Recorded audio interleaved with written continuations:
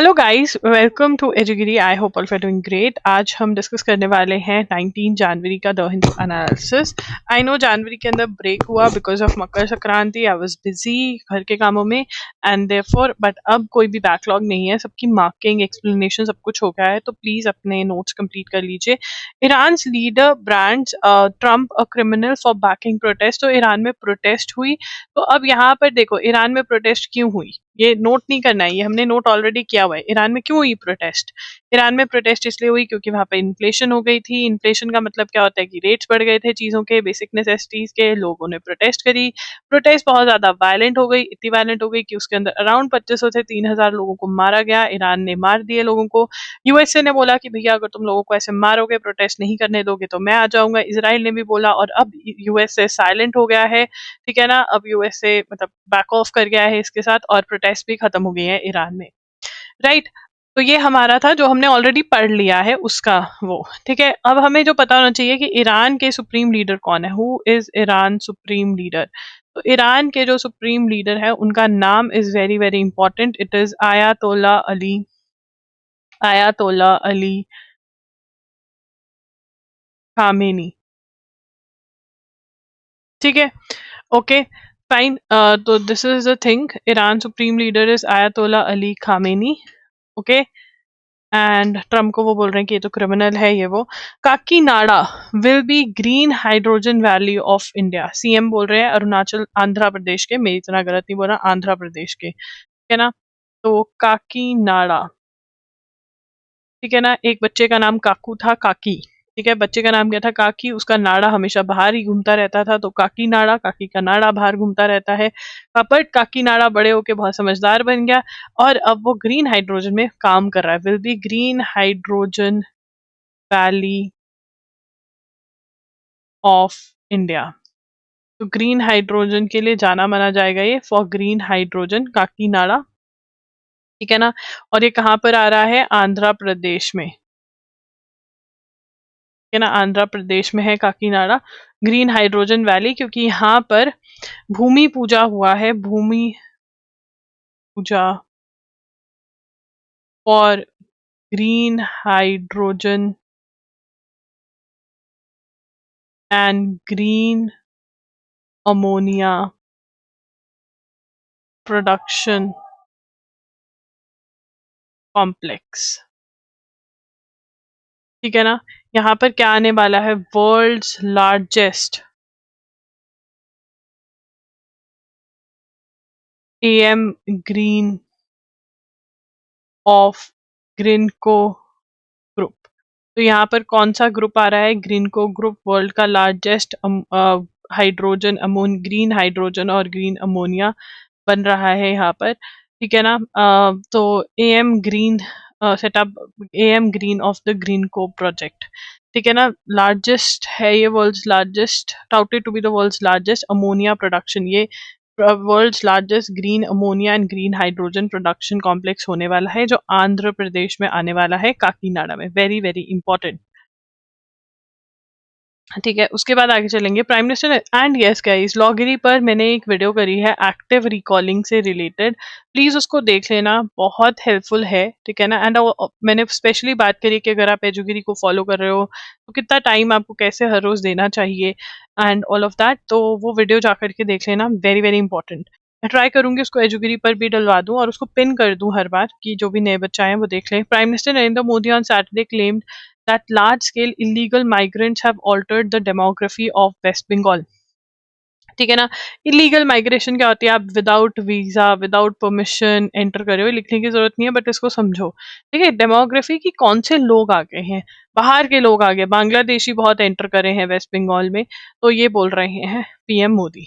ठीक है, उसके बाद देखो, कल एक्टिव रिकॉलिंग की वीडियो बना रही थी तो आई हैड दिस, तो मैंने ये उठाकर इसमें समझाया था। तो वंदे भारत स्लीपर लॉन्च हो गया। स्लीपर मतलब आप सो करके लेट करके जा सकते हो, बैठने वाली सीट्स का था पहले वंदे भारत, अब स्लीपर भी हो गया है।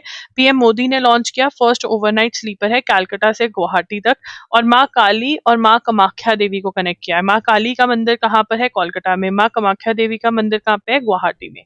तो ये फर्स्ट स्लीपर वंदे भारत की ट्रेन है। ठीक है, data centres are a growing share of global electricity consumption and artificial intelligence is driving those power demands. तो डाटा सेंटर्स जो हैं जितने भी एआई के, उनको ज्यादा इलेक्ट्रिसिटी की जरूरत रहती है, ठीक है ना। तो ये हम लिख लेंगे, data centres are growing share of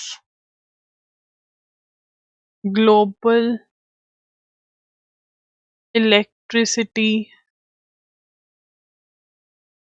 consumption, ठीक है ना। तो यहाँ पर डाटा सेंटर्स जो आर्टिफिशियल इंटेलिजेंस है, ठीक है ना, जो आर्टिफिशियल इंटेलिजेंस की वेबसाइट्स हैं या जो भी हैं, उनको बहुत ज़्यादा हैवी, क्योंकि वो बहुत हैवी इलेक्ट्रिसिटी चाहिए, क्योंकि वो क्लस्टर्स बहुत सारे ग्राफिक प्रोसेसिंग यूनिट्स यूज़ करते हैं। क्या यूज़ करते हैं? ग्राफिक प्रोसेसिंग यूनिट्स यूज़ कर रहे हैं, दैट इज जीपीयूज, ठीक है ना। तो और Google research to explore, Google क्या कह रहा है कि मैं सैटेलाइट भेजूंगा स्पेस में और वहां पर सोलर एनर्जी से यूज करते हुए, इलेक्ट्रिसिटी यूज करते हुए ये सारी चीजें चलाऊंगा। Google research to explore literally outlandish prospect, launching data centers into space and running them entirely on solar energy. The idea that is, तो solar data centers को space में, ये important है और इसको note कर लीजिए। Google इस पे research कर रहा है कि वो data center ही space में भेजते हैं और वहां से solar energy से ये data centers चलें। 8 January, India's Financial Intelligence Unit regulator updated the existing AML and CFT guidelines for reporting entities providing service related to virtual digital assets. तो बेसिकली क्रिप्टो ट्रेडर्स, क्रिप्टो में जो लोग हैं, उनके KYC क्या उससे होगा, उन कंपनीज के लिए डिटेल्स निकाली है फाइनेंशियल इंटेलिजेंस यूनिट ने। AML and CFT guidelines for reporting entities providing services related to virtual digital assets कि केवाईसी कैसे होगा। तो ये किसने निकाली है? फाइनेंशियल इंटेलिजेंस यूनिट रेगुलेटर ने। AML and CFT guidelines for reporting entities providing, तो एंटिटीज जो वर्चुअल मतलब क्रिप्टो करेंसी, तो यहाँ पे लिख लेंगे क्रिप्टो ट्रेड्स के अंदर जो है उन कंपनीज को अपने कस्टमर्स का केवाईसी कैसे करना है, that is know your customer, do obtain verified know your customer client details. तो ये आप नोट कर लेंगे, ठीक है ना। तो उसके बाद आगे चलेंगे। Following the incident Thailand space, अब यहाँ पर PSLV C62 का जो लॉन्च है वो फेल हो गया, उसमें थाईलैंड की भी सैटेलाइट थी, तो उन्होंने बोला थर्ड स्टेज के अंदर कोई दिक्कत आई है। PSLV C61 भी फेल हो गया था इसी वजह से। और जो फेलियर एनालिसिस कमेटी रिपोर्ट है वो PM के ऑफिस में पड़ी है, बट वो पब्लिक नहीं करी गई है, तो उसके बारे में बहुत ज्यादा बात हो रही है। US names Rubio, Blair, Kushner to Gaza board under Trump's plan, ठीक है ना। तो यहाँ पे लिखेंगे US से announced members of board of peace, जो बोर्ड ऑफ पीस के मेंबर्स हैं। Guys please, December I would say, even if you are preparing for CLAT, please start watching December की थोड़ी थोड़ी वीडियोस ऑन एजुगिरी चैनल, बिकॉज कुछ कुछ कॉन्सेप्ट्स हैं जो इस बार दिसंबर के अंदर डिटेल में बात हुई है, तो आप कनेक्ट बना पाएंगे। तो please, USA arouse members of board of piece, that is to supervise the temporary governance of Gaza, which has been under fragile ceasefire since October. Fragile cease fire, तो ये जो बोर्ड ऑफ पीस है ये क्या करेंगे? Supervise करेंगे, supervise temporary governance of Gaza. तो क्या करने वाले हैं ये?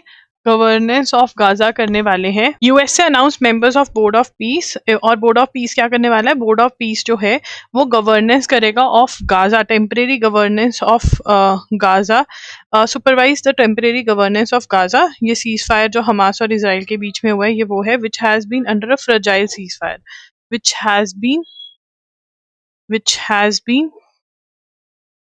which has been under a ceasefire, ठीक है।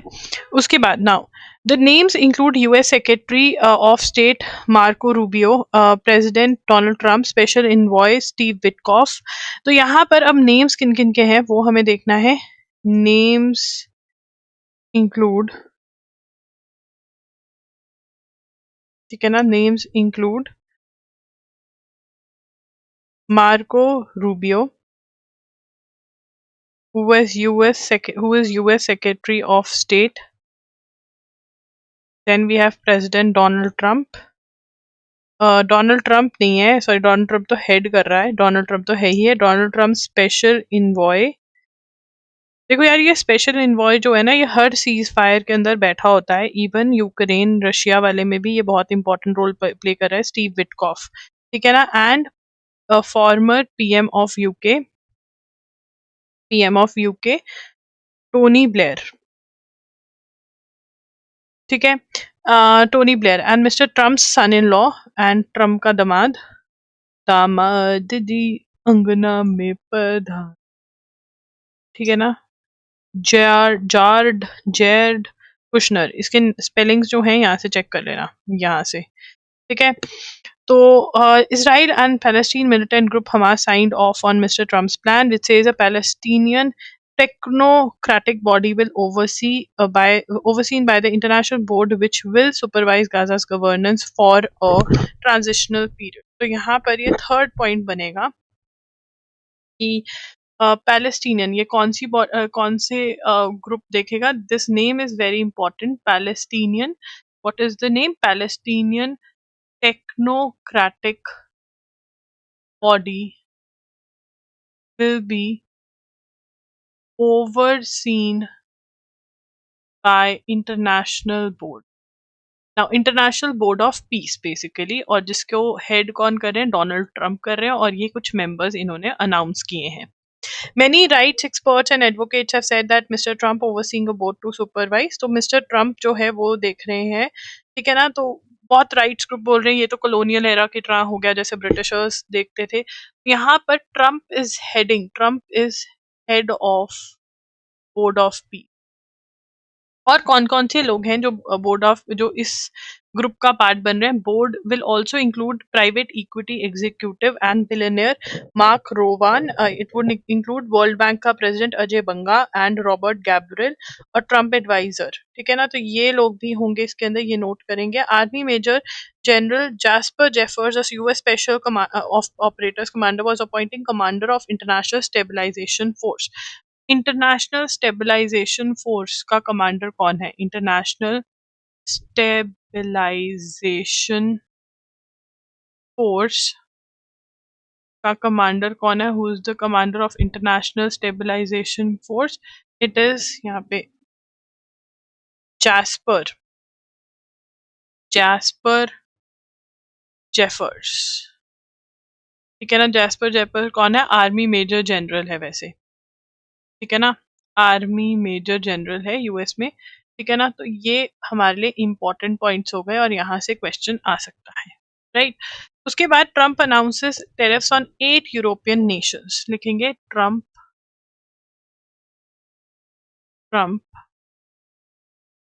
Announces tariffs on 8 European nations, है ना। 8 यूरोपियन नेशंस पे ट्रंप ने टेरिफ्स अनाउंस कर दिए। क्यों करे? ठीक है ना, क्योंकि वो कह रहा है कि मुझे ग्रीनलैंड टेक ओवर करने दो, ठीक है ना। किन किन पे पहले तो इसने टेरिफ लगाए? Denmark, Norway, Sweden, France, Germany, United kingdom, Netherlands and Finland,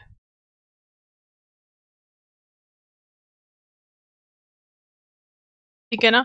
तो यहाँ पर ये सारी कंट्रीज जो है वो उनके ऊपर डोनाल्ड ट्रंप ने टेरिफ लगा दिया, टैक्स लगा दिया। बट क्यों लगाया है?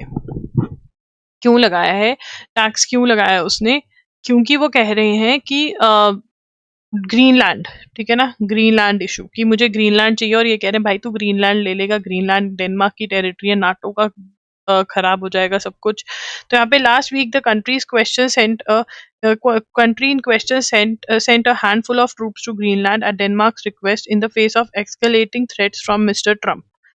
ठीक है ना, Greenland is a mineral rich Arctic island, is a self governing territory of Denmark which is a member of NATO. और ये नाटो का मेंबर अभी बना था स्वीडन डेनमार्क, कुछ ही साल हुए हैं इसको। और ये इसलिए बना था कि हमें यूएस से बचाएगा रशिया से। मुझे सच्चे में हंसी आ रही है, मुझे मीम बनाने का मन कर रहा है, मतलब I should be a memer now. मतलब हंसी आ रही है मुझे। डेनमार्क ने बहुत, मतलब Denmark Norway if I am not wrong, इन्होंने अभी 2-3 साल पहले ही जब ये यूक्रेन रशिया स्टार्ट हुआ तब ज्वाइन किया कि हाय रशिया ना हमारा कुछ ले जाए, यूएस से हमें बचाएगा। बताओ, यूएससी आ गया तुम्हारे जमीन लेने, अब क्या करोगे तुम? हवन करोगे?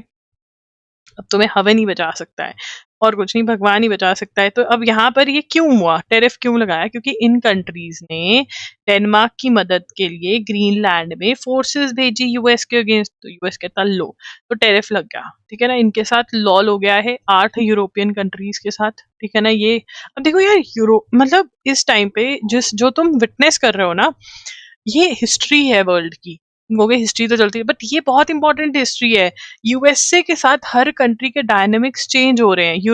यूरोप क्यों नाचता था? यूरोप कहता था ना कि हमारी सड़कें देखो साफ सुथरी, पर हमारी आर्मी देखो वो भी साफ सुथरी। क्योंकि आर्मी इनके पास खुद को बचाने के लिए वेपन्स नहीं है। अगर आज की डेट में यूएसए इनके पीछे पड़ जाए, इनके पास नहीं है आर्मी बचाने को अपने आप को। हम इंडिया वाले इनसे कहीं बेहतर है। ठीक है, इनके पास टेक्नोलॉजी है कुछ कुछ चीजों की। जैसे फ्रांस है, इसने गिव अप नहीं किया खुद के प्रोडक्शन, इसने ये काम करता गया मिलिट्री पे, बट बहुत सारे नेशंस ने नहीं किया। इनके पास कुछ कुछ है, नंबर ऑफ आर्मी में ये वो कुछ है नहीं इनके पास ज्यादा, अब ये लग जाएंगे उस पे। बट यूएसए पे कोई ट्रस्ट नहीं करने वाला। USA is not going to be the best friend, you it is not going to be your best friend, क्योंकि सबको पता चल गया ये धोखा दे देता है। ठीक है ना, तो ये एक मेजर चेंज है वर्ल्ड की पॉलिटिक्स में। अब सारे देश जो है ना वो अपनी मिलिट्री, सारे देश अपने सोल्जर्स बढ़ाने पे, उन टेक्नोलॉजी असला इकट्ठा करने पे ध्यान देंगे, क्योंकि उनको पता है जो वेनेजुएला के साथ हुआ ना वो बहुत ही डरावना है कि आया यूएस उठा के ले गया। मतलब अब उनको पता है कि हमारे पास शक्ति खुद की होनी चाहिए, कोई नहीं बचाने आएगा। सब बोल देंगे कि दुख हुआ मत करो बस ऐसा। ठीक है, तो खुद का जैसे कहते हैं ना, आपकी खुद की रनिंग इनकम होनी चाहिए। ठीक है, कोई रिश्तेदार आपका घर नहीं चला सकता, वैसे ही आपकी खुद की आर्मी होनी चाहिए, कोई देश आपको बचाने नहीं आएगा। ठीक है, अब यहाँ पे देखो डेनमार्क के लिए भेज दी इन्होंने, क्योंकि इनको पता है बाकी सबको कि यूरोपियन यूनियन देखो उसको पता है कि अगर हम मिलजुल के नहीं रहेंगे तो यूएस से बैंड बजा देगा हमारी। तो इनकी थोड़ी सी कहानी अलग है, बट आने वाले टाइम में ना, मतलब they are going to be like कि चलो वेपन्स इकट्ठे करो। ठीक है, which is beneficial for India, क्योंकि अब इंडिया से नजरें हट जाएंगी ना, ये आपस में लड़ेंगे। पहले ये हमको कह रहे थे तुम रशिया से ऑयल मत लो, तुम ये मत करो। ठीक है, हमें ज्ञान दे रहे थे। अब ये इंडिया के पास आ रहे हैं कि भाई क्या करें, तेरे साथ तो हो रखा है, अपना एक्सपीरियंस बता दे। ठीक है, अब यहाँ पर ये कह रहे हैं कि भैया आर्बिट्रेशन काउंसिल ऑफ इंडिया बनाना था बट बना नहीं, तो आर्बिट्रेशन काउंसिल ऑफ इंडिया, तो आर्बिट्रेशन होती क्या है? देखो यार, सबको पता है कि कोर्ट्स में तो बहुत टाइम लगता है, कोर्ट्स में जजेस अब पता नहीं प्रो हैं जिस फील्ड का केस है या नहीं है। ठीक है, तो आप ना आर्बिट्रेटर अपॉइंट कर सकते हो, और दो पार्टी जिसके अंदर जिनमें मतलब पंगा पड़ा है, और वो आर्बिट्रेटर अपॉइंट करेंगे और वो जल्दी out of the court settlement ये सब कुछ हो जाता है, दिस इज कम्प्लीटली लीगल। ठीक है, तो 2019 में अमेंडमेंट हुई, मतलब चेंजेस 2019 में amendments to arbitration and conciliation act. अब इसमें 2019 में अमेंडमेंट करी गई, इस एक्ट को 1996 के एक्ट को 2019 के अंदर, दिस इज इंपॉर्टेंट कि 1996 का एक्ट है, 2019 में अमेंडमेंट करी गई, जिसके अंदर कहा था कि आर्बिट्रेशन, जिसमें अमेंडमेंट में प्रपोज किया गया था, proposed establishment of ACI as a premier regulatory body, as a regulatory body, मतलब मेन रेगुलेटरी बॉडी जो कि आर्बिट्रेशन को प्रमोट करेगी, रिफॉर्म्स लेकर आएगी। ठीक है ना, इसका क्या था टास्क, क्या था इसका? यह क्या हुआ भाई, टैब चलता रहे ऐसे मत कर, तू मत खराब हो जाना। Regulatory body task with promoting reforming and advancing the practice of arbitration in the country. तो बेसिकली 2019 में एक अमेंडमेंट हुई, 2019 में एक अमेंडमेंट हुई 1996 के एक्ट की, जिसके अंदर arbitration council of India banana propose किया गया कि बना लो, और ये क्या करेगी, एडवांसमेंट करेगी, प्रमोट करेगी आर्बिट्रेशन को और रेगुलेटरी बॉडियों की। बट आज तक ये बॉडी नहीं बनी है, ठीक है ना। The institutional framework drew recommendation from high-level committee on arbitration chaired by Justice B.N. Sri Krishna, which submitted its report on in July 2017. अब the what can be the question कि arbitration पे कौन सी कमिटी बैठी थी, ठीक है ना। तो जो ये अमेंडमेंट थी, ठीक है ना, framework drew from recommendations of high level